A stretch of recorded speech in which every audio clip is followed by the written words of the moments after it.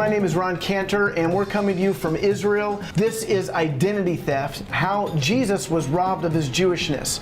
Now, we've been taking a look at the names of the central figures of the New Covenant, and in this video, we want to take a look at the name Peter.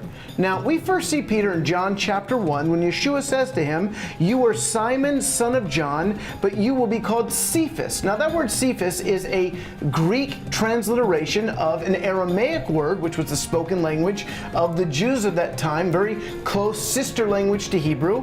And the word Kepha means rock. Cephas means rock. He says, Peter, or rather he says, Simon, I'm going to call you rock. Dude, you're a rock.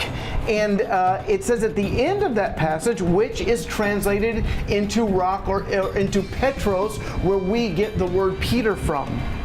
Now, Yeshua reminds him of this again in Matthew chapter 16, when Simon actually prophesies, and he says, "You are the Messiah, the Son of the living God." And Yeshua looks at him and says, "Blessed are you, Simon, son of Jonah, for this was not revealed to you by flesh and blood, but by your Father in heaven. And I tell you that you are Kepha." Now, in your Bibles it says Peter, but that's not what Yeshua said. He didn't say you are Peter. He said you're Kepha, you're a rock. And then he says, "And on this rock I will build my kehilah," my community of believers.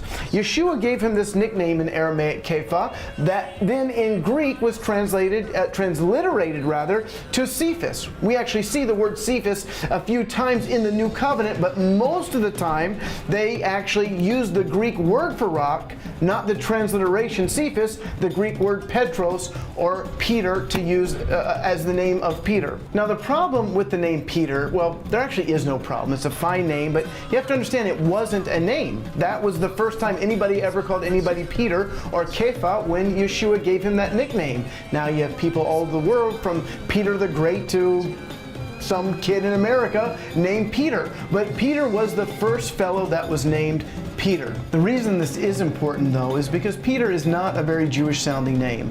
What Yeshua actually called him, he said, "You are Shimon Kepha."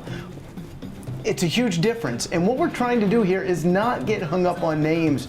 If you've named your son Peter or your daughter Mary, I think that's great. Bless them. I'm simply trying to help us see the New Covenant in its original Jewish Hebraic context. Thanks so much for watching Identity Theft, how Yeshua, Jesus, was robbed of his Jewishness.